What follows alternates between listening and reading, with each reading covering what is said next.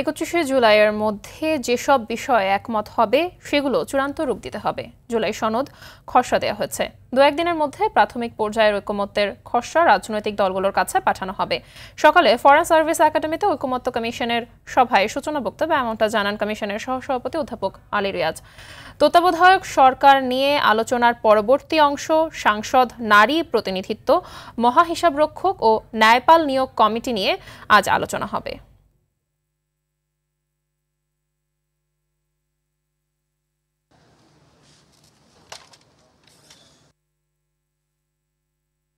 দর্শক, এ বিষয়ে আরো জানাতে ফরেন সার্ভিস একাডেমি থেকে সরাসরি যুক্ত হচ্ছেন সহকর্মী জাহিদ রহমান।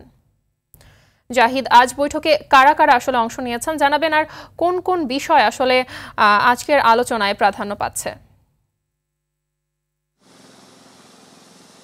মাহবুবা, ইতিমধ্যে যে ৩০টি রাজনৈতিক দল নিয়মিতভাবে ঐকমত্য কমিশনের সভায় যুক্ত হচ্ছিলেন এবং তাদের মতামত তুলে ধরছিলেন জুলাই সনদের বিষয়ে, তারা আজকে ইতিমধ্যে উপস্থিত হয়েছেন। কিছুক্ষণ আগে এই সভাটি শুরু হয়েছে এবং সহসভাপতি আলী রিয়াজ যেটি জানিয়েছেন কমিশনের পক্ষ থেকে যে জুলাইয়ে যে সনদ প্রকাশ করা হবে তা পরশু দিনের মধ্যেই চূড়ান্ত করার চেষ্টা করা হচ্ছে এবং তারা চায় যে সেখানে সব রাজনৈতিক দলগুলো যেন একমতে পৌঁছতে পারে। যেই বিষয়গুলো অনেকটাই চূড়ান্ত কিন্তু কিছু কিছু বিষয় রয়ে গেছে যেগুলো একমতে পৌঁছতে পারেনি, সেই বিষয়গুলো নিয়ে আজকে আলোচনা হচ্ছে। বিশেষ করে তত্ত্বাবধায়ক সরকারের যে আলোচনা হয়েছিল, যে বিষয়গুলো একদম শেষ পর্যায়ে রয়েছে তার পরবর্তী অংশ নিয়ে আলোচনা হচ্ছে।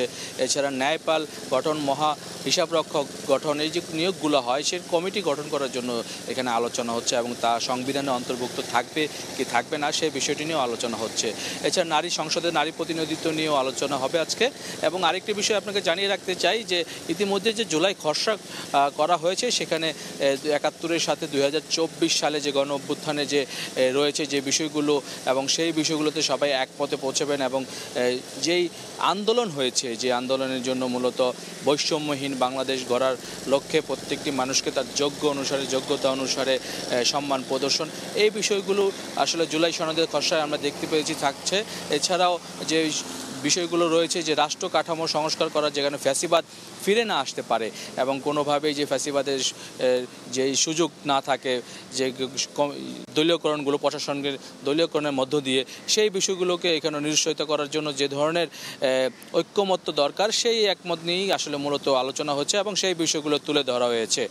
তবে আমরা জানি যে আলোচনা শেষে আমাদের সাথে সাংবাদিকদের সাথে বিভিন্ন রাজনৈতিক দলের নেতৃবৃন্দ কথা বলবেন এবং তারা আজকে যে আলোচনা হচ্ছে সেই বিষয়গুলো আমাদেরকে আপডেট দিবেন এবং সর্বশেষভাবে সহসভাপতি আলী রিয়াজ তিনিও আমাদের বিকেলের পরে তিনিও সংবাদ সম্মেলনের মাধ্যমে আসলে জানাবেন যে আসলে তারা কতটুকু একমতে পৌঁছতে পারছেন আজকে আলোচনার মধ্য দিয়ে।